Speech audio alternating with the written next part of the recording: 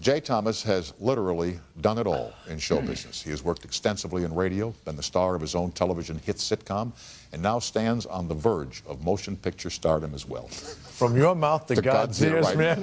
Good pal. We're happy to welcome Jay to our program here at CBS. Thanks for coming over. You know, we always plug stuff before when you had the... It's great. You've been wonderful to me for many And you to me. years. But I want to talk to you about your life in New Orleans as a kid growing up down there. Yeah. You know, and the aspirations your folks had for their son, Jay Thomas. I think my parents wanted me to probably be a lawyer. Yeah. Or a doctor or whatever, and I ended up being a 16-year-old strip show comic. So I don't know how happy they were with that. I told them that I was going to I've told this story before, but I'll tell it to you again. I had done stand-up comedy at my high school of Jesuit in New Orleans, and talent shows. Are you a Catholic kid? Yeah, people think I'm a Jewish guy from New York. Yeah, I am a Catholic from New Orleans, and I was born in Texas, Kermit, Texas. My dad's from Abilene.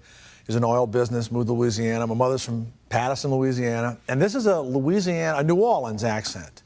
And my friend Eddie Herbert, who's here tonight, who owns the Lincoln Bay Cafe in Santa Monica. Thank you. I'm there a lot myself.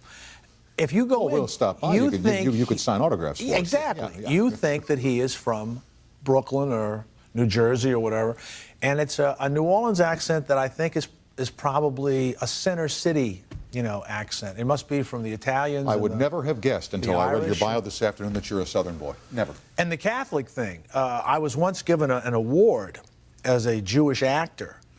And the woman called me from B'nai B'rith or whatever, and she was saying, come get the award. And I said, I'm not available that night or whatever. She says, she says, do you know anybody else who would be available? No, and then I said, and I'm not Jewish. And there was like a dead silence, like I was going to tell a joke. And I said, no, ma'am, I'm not Jewish at all. And then she said, you called me ma'am. I said, yeah, I'm from the South. And I can't, I could not stand up and accept this award without saying that, I wasn't Jewish.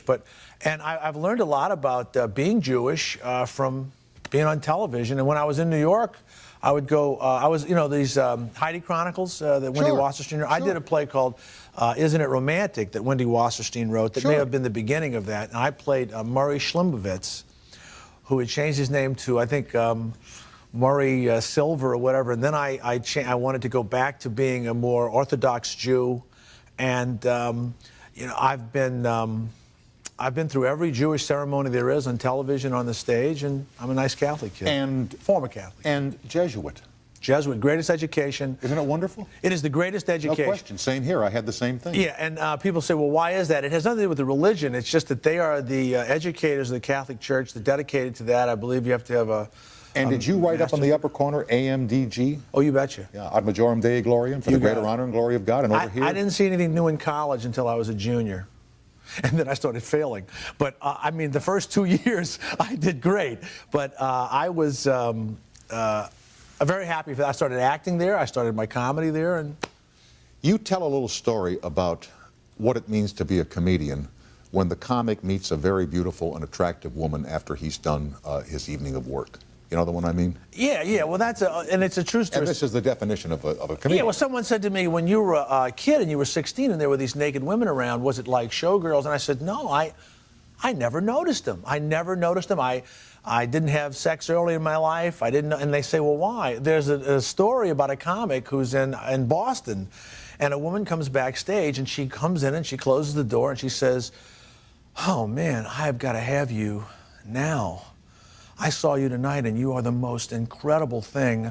And she begins to take her clothes off, and she says, I have to have you now. And the comic says, you saw me tonight, and this is your reaction? She says, yeah. And he says, was that the first set or the second set? Because, the first set, I was just trying some stuff. Now, the second set, I did the Eskimo thing. Was that? She's naked. Yeah. Now, someone said that's a joke, but I believe that to be true. Yeah. Know it. I wrote it. Yeah, exactly. And you describe your early career as a comedian as kind of like the Piedmont Airlines of comedy. Were you everywhere? Yeah, I started, of course, in New Orleans, and then I went to Panama City, Florida, where I'd play. I was in college, of course, and I tried to play baseball and football and everything else. But I would play places like the Shrimp Boat Lounge in Panama City, Florida. Then I went to Pensacola University, then Charlotte, North Carolina, where I was emceeing the Miss Nude North Carolina contest, and I wasn't getting any laughs. And I had just gotten engaged to a lovely girl from the area. And I invited her to the show. Of course, everybody's nude and taking their clothes off, so I wasn't getting any laughs. So I took all of my clothes off and got a tremendous laugh, I might add. And she left the engagement ring by a Canadian Club and 7-Up. I remember exactly what she was drinking. And I went back to the table, you know, with my underwear on, you know, and big laughs, and I'm going like that, and, you know, and you know, tweaking myself. And when I got back, there was my, like, you know, $3, you know, engagement ring next to this Canadian Club. But, you know, it's funny. She had downed the Canadian Club first and then put it down. Leave the ring. Did you ever see her again?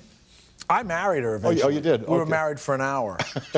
I mean, it was like one of those, you know, first 30 minutes was great, and the next 30 minutes, you know, how do we get out of this? Yeah, or the early part of our marriage was fine, but then we left the church. Yeah. And, you know, she was a delightful gal, and, you know, I just was driven to be something else other than married. And we were married literally a minute or two. It was horrible. We'll be back on the air on radio with Jay Thomas at 800-952-2788. I say on radio because I want to talk to you about that medium. You and I share experiences in radio broadcasting, I was in radio for a long time. which we treasure greatly. Yes. We'll be right back after these announcements.